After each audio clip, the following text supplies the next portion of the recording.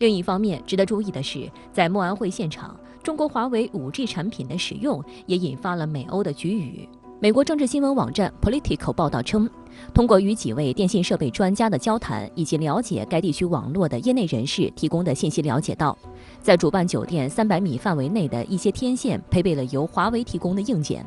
甚至在酒店楼顶上的一根无线通信信号杆上也安装有华为的设备。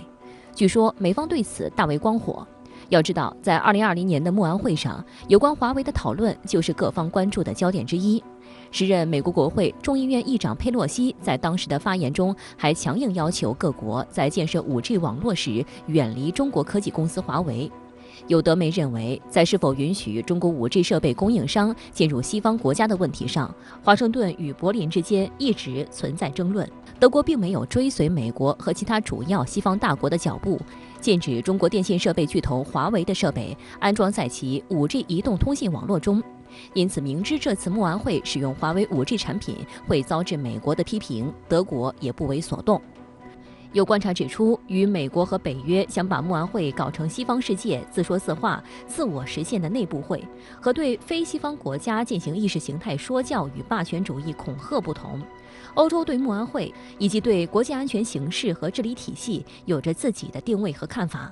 但尽管如此，客观来说，在美国的捆绑下，欧洲对华态度仍然复杂。比如这次，美国就再次表现出喧宾夺主之势，不仅派出包括副总统哈里斯、国务卿布林肯、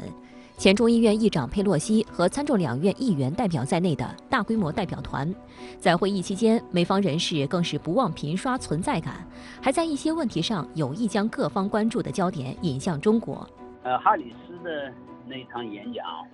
他这个讲到俄乌冲突的时候，马上就提到北京，提到北朝鲜，提到了伊朗。大会开幕式上面，莫安会的主席在他的引导性的发言以及回顾俄乌冲突，他在请大家观看电视短片的时候，请出这个钢琴家演奏的时候，这个影像资料是黑白的，然后他本人也潸然泪下，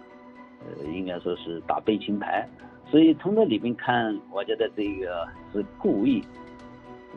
在一定程度上面也要把中国和俄罗斯捆绑起来。美国的一些政客，欧洲的一些政客谈到俄乌冲突的时候，把它往中国来引，这一点还是很明显的。曾多次受邀参加莫安会的13届全国人大外事委员会副主任委员、清华大学战略与安全研究中心主任傅莹，在2020年也曾撰文回忆他在莫安会上感受到的西方对华态度的复杂性时表示，当年莫安会明确涉及中国的分论坛多达11场，包括西方如何面对中国挑战、跨大西洋关系与中国难题、欧洲如何对付崛起的中国、如果中俄结盟怎么办、中国在全球军控中的未来参与等等，还有关于南海、疫情、中国网络政策的专题会。其他一些论坛虽然在题目设计上没有提中国，但也大都把矛头指向中国。因此，建立信任是中国在日益走进世界舞台中央过程中必须面对的重要课题。3年前呢，当时有一个分会场，是在酒店之外闭门会议。后来我看那个议题专门谈中国，我就去了。结果我这一去，一个中国学者的面孔，这个当时因为他是闭门会议，当时就不让我进去。后来我还是争取进去了。进去了以后呢，因为感觉到他主要是谈中国，批评指责中国，所以在这种场合，中国学者出现，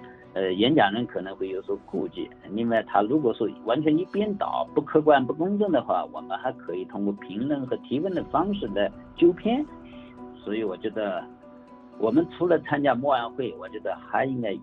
尽可能的多的机会来到欧洲国家进行智库交流。让我曾经说，这个在别人这个主场上面，我们搭建一个平台，增进相互了解、减少猜忌、沟通对话的一个学术平台，把这3年积累的这些问题，能够尽可能的在学术层面，在二轨层面，能够得到解决，或者说减少这些问题，减少对中国的猜忌。因为你在这里你能够见很多的人，会场能见到，茶歇室能见到，你也可以约人吃早餐，也可以这个吃晚餐，甚至于会议之前或者说会议之后约个时间见一见聊一聊，这成本又低。你像我这次见谭德赛，我们两个人他吃这个三明治，我吃汉堡包的时候，我们就开始聊天了。今年的慕安会呢有点意思啊，就是华盛顿是高规格的参加，莫斯科、伊朗没有受到邀请，因此呢，今年的慕安会也被批评是失去了包容性。但是呢，中国应该说是以很高的规格参加，王先生怎么看？应该说呢，应该确实可以起到一定平衡的作用啊。我们也知道，现在这个俄乌冲突处在这么一个比较艰难的这么一个境地啊。那么各方呢都需要去解决问题啊，这个俄乌冲突不能就这么停在这儿，对吧？但是呢，他们也知道靠他们自己是解决不了问题的啊。也就是说呢，尽管说他们可能认为不愿意让俄罗斯或者是伊朗给他们去讲话的机会，但是呢，毕竟这个论坛不能成为一个封闭的小圈子啊，那就失去了这个论坛的本身的意义所在啊。所以我觉得呢，邀请中国参加，我觉得这是首先要体现出来，大家要坐下来去谈问题的一种意识。另一方面来讲，也确实呢，就是说对于中国来讲那么中国毕竟是这个安理会常任理事国也是全球第2大经济体，在全球事务中扮演了重要的角色。尤其中国代表了广大的发展中国家的声音你可以看到这个在对俄制裁过程中那么实际上广大的发展国家并没有这个参与到西方的制裁中去。所以呢，这个时候呢，中国呢作为一个重要的补充我觉得也是非常重要的。这样的话呢，这个安全会议呢讨论起来才有实际的意义，否则的话呢，只是一家之言。那么是不是也意味着随着冲突的持续，甚至说随着僵局的这种延续，那么中方来介入调解的这种潜在的可能性是不是也越来越大？同时刚才黄先生也谈到了，中方要去慕安会上听一下各方面的意见，了解各方面的想法，是不是也在某种程度上在做着某种准备？所以中方到最后是不是有可能参与到俄乌冲突的这个调解当中去？黄先生怎么看？我觉得从现在我在欧洲待了3个月，从美国看呢，美国和欧洲多多少少都表现出想要中国起到一定的作用。但是对于中国来说呢，中国要想起到一定调解作用，中国必须有3个条件。第一个条件呢，就是跟欧洲，尤其跟美国取得一定的战略互信。你要叫我做调解，那你得信我，那我也得信你。第二点呢，中国要调解，中国必须明确各方他们的目的。比如说美国，你的政策是什么？你的立场是什么？你的目的是什么？欧洲，你的目的、你的立场是什么？现在看来呢，都不是很清楚。美国自己对这场战争到底要达到一个什么目的，美国自己现在也说不清楚。一方面想要打败俄罗斯，但一方面呢又不想直接下场，怕这个把俄罗斯逼急了，俄罗斯战争升级，造成核大战的危险是有的。第3个条件就是和谁调解，是和美国人主要做，因为我们知道美国这场战争的主要的背后推手是和美国人调解呢，还是这场战争发生在欧洲，欧洲各国有推拒不掉的资源，还是跟欧洲人一起合作调解呢，还是美欧一起合作调解呢？当然还有俄罗斯，就是工作对象是谁？这3个条件不满足，我认为中国即便是有调解的愿望和能力，也很难进行工作。对于乌克兰问题呢，中方有自己的看法和主张。那么在慕安会上和欧美对话，是否会出现鸡同鸭讲的情况？就是中方讲中方的看法，他们讲他们的看法，双方对不上。如果说出现了这样一种情况，我们去参加这个慕安会，真正的意义又在哪里？赵先生怎么看？现在欧洲的一些国家未必一定愿意和美国站在一起，把这场所谓的战争持续到底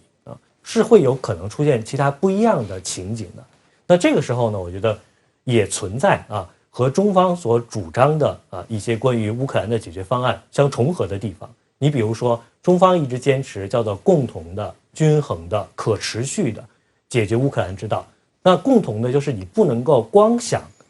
所谓的乌克兰的一方或者叫做西方的一方，而是应当也把俄罗斯的适当的他自己的战略考量，他自己的地缘政治的